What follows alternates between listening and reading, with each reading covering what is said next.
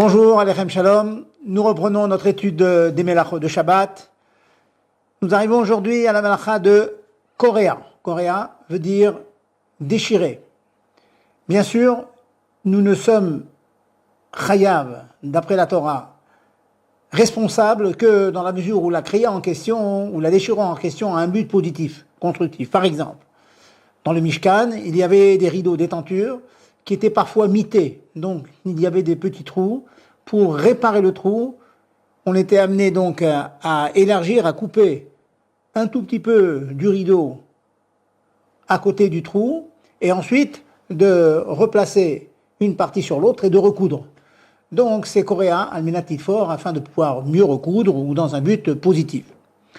Dans notre concret, nous avons un dérivé de Korea, un dérivé de la Melacha de déchirer qui est bien tout simplement décoller deux morceaux de papier qui seraient collés l'un sur l'autre. Vous avez réparé une feuille avec du scotch, et bien le fait d'enlever le scotch et de séparer les deux morceaux de feuille, c'est Korea. Dans la mesure où vous faites ça pour améliorer le collage en question, ceci est interdit. Prenons un autre cas de Korea, très fréquent.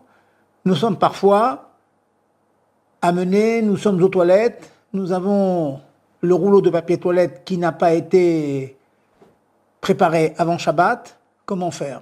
Déchirer le morceau de papier, nous rentrons dans l'interdiction de Korea de déchirer dans un but positif. Au moins certains disent qu'il y a l'interdiction de makeba patish, c'est le dernier coup de marteau qui permet d'utiliser ce morceau de papier. Donc cela est interdit. Que fait-on? Nos sages prévoient une exception. Dans ce cas-là, c'est de déchirer le morceau de papier avec un chinouille, avec une différence par rapport à l'habitude. Par exemple, vous tenez entre vos coudes le rouleau de papier et le bout du papier, et puis on écarte les coudes et on déchire un seul de papier. Dès l'instant que l'on fait de manière inhabituelle, cela n'est plus un interdit de la Torah, mais un interdit de nos sages, midei Rabbanan seulement, et nos sages ont considéré que dans un cas comme celui-là qui touche l'honneur de l'homme, ce qu'on appelle kavod abriot, il est clair que sortir des toilettes sans se nettoyer, c'est un grand manque de kavod abriot, de respect de la personne humaine. Donc, Chachamim nous ont permis de déchirer le papier avec un chinouille, avec une différence par rapport à l'habitude. Et pour le kavod abriot, cela est permis. Kol touv.